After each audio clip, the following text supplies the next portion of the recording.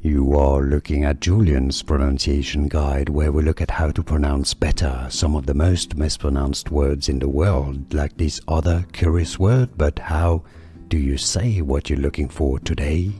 Let's learn how to pronounce this word once and for all correctly. If you want to learn more names from biology that are confusing, stay tuned. This is the plural of the word.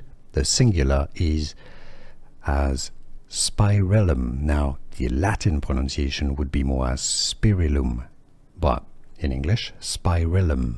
The plural is pronounced therefore as spirilla, not spirilla.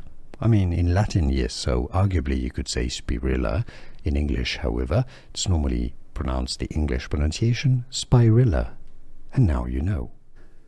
Here are more videos on how to pronounce more confusing words and names too many mispronounced. Like this video if you found it useful. I appreciate your support. I'll see you soon and thanks for watching.